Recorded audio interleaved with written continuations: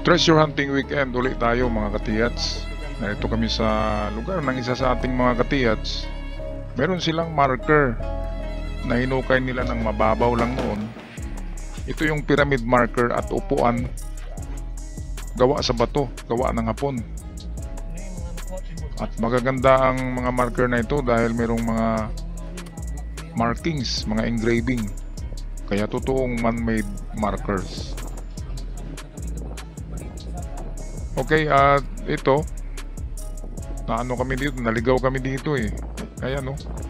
Kaya balik tayo.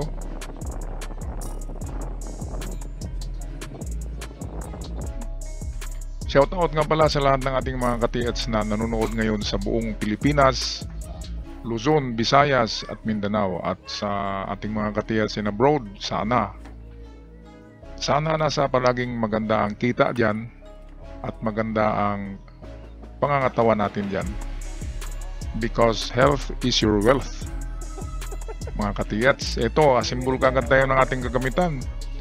Giveaways, small deposit, quick deposit, sucker deposit, yan ang ating mga hinahanap ngayon. Kaya hindi na muna kami nagdadala ng scanner,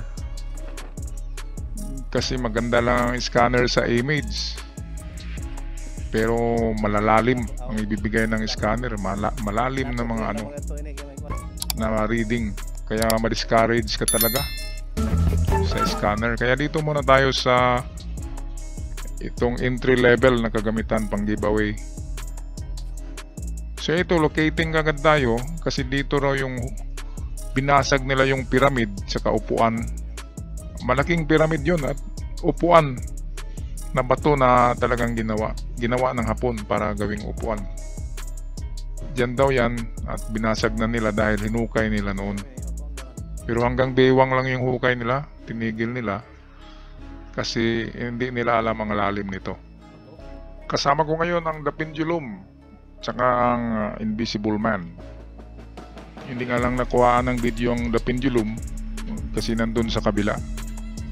Okay, so atin muna i-analyze itong pyramid rock at upuan shape rock. Sandali lang.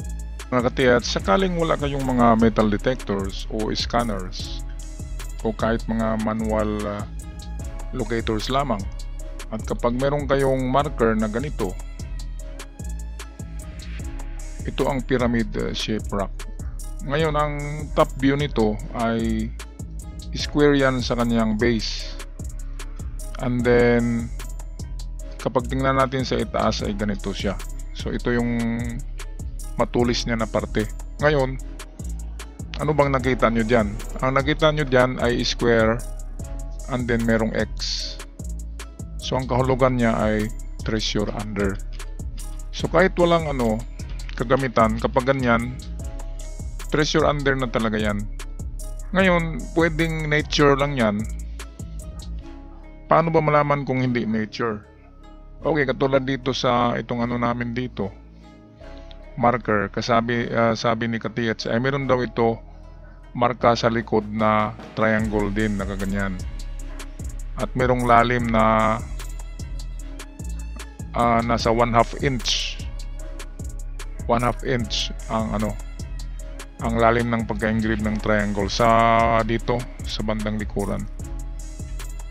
At hindi lang yan, itong itong portion na to ng dito lang sa harapan nito ay merong itong bato na upuan ng hapon pero gawa sa bato na gaganyan.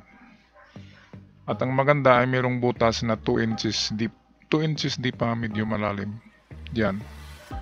So ito, kapag ganito, kahit wala itong upuan o kahit wala itong pyramid, dahil dito sa butas na 1 inch, 2 inches deep, ito yung nagsasabi na mismo na treasure under sa upuan. At dahil magkatabi itong dalawa, ay siguradong treasure under na talaga yan. Dito lang yan. Kahit walang kagamitan, ay pwede siyang huhukayin. Huwag masyadong mga katiyats, mag-rely sa kagamitan. Mag-rely kayo sa Panginoon sa paghingi nyo ng ganyan na mga bagay. Kasi kapag ibigay niya at naguhukay kayo, kung maawa sa yung Panginoon, ibibigay talaga yan. Kung malinis ang mga mga hangarin mo sa buhay, ibibigay yan. So, yan, pwedeng sa sa mga, alam ko maraming mga diyan sa kabundukan, mga katiyets natin na walang gamitan, walang gamit. So, pwede kayong maghukay dyan sa gabay ng Panginoon. Ngayon, merong pangalawang pang hanapin ito. Halimbawa, nakita nyo itong pyramid rock, pwedeng natural lang kasi ito. Ngayon, para malaman nyo na hindi yan natural, ay umikot kayo sa layo na 10 meters. Umikot kayo, umanap kayo ng kahoy na century old, kung meron. Kung wala, humanap kayo ng malaking bato na may marka. At kapag sa 10 meters ay meron siyang counter sign na mga bato na may sign na nagtuturo pabalik sa kanya. So yan ang palatandaan na meron talagang ibinaon under sa pyramid. Dito sa kasong ito ay merong niyog sa unahan.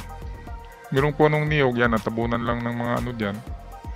Ang punong niyog ay merong mga chainsaw cut, parang ng chainsaw, yung cutting ng chainsaw. So lang siya, itong remarking lang, bago lang, mga 5 years ago nagawi diyan ang mga Korean, sabi ng katiyets natin, at nagmarka sa mga niyog. At sa unahan ito, mga 10-12 meters ganyan kalayo, dito lang ay merong niyog diyan na merong tadtad ng cut ng chainsaw. Tatlo, so pwedeng 30 meters distance, pwedeng ito rin ang tinuturo. Okay, kaya ito, detect na natin ngayon gamit ang ating pang-giveaway na metal detector. Kasi giveaway lang talaga ang pag-asa natin, mga katiyats. Kasi kung wala tayong puhunan na milyon, ay hindi tayo pwedeng maghukay ng bunker. Nagsasayang lang tayo ng pagod natin. Giveaway talaga ang pwede sa mga katulad natin na wala pa gaanong kapital. Okay, wala pa tayong pang-finance. Kasi kung hindi ka milyonaryo tapos nag-finance ka ng 1 million, bininta mo yung kalabaw mo, yung baka, kambing, bininta mo yung baboy, umabot ng 1 million lahat, at ginastos mo lang diyan tapos walang nakuha, ayan ang pinakamalaking pagkakamali sa buhay.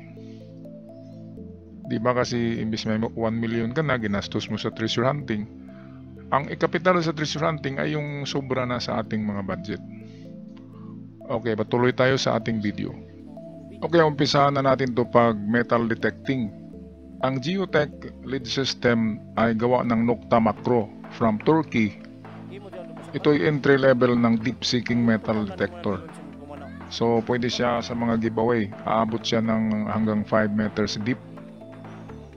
At kapag bumili kayo ng mga ganito o mas maganda pa sa gamit na ito, ay tawagan nyo si Roniel Bourbon sa Bourbon Electronica. Meron kasi silang sale ngayon sa Bourbon.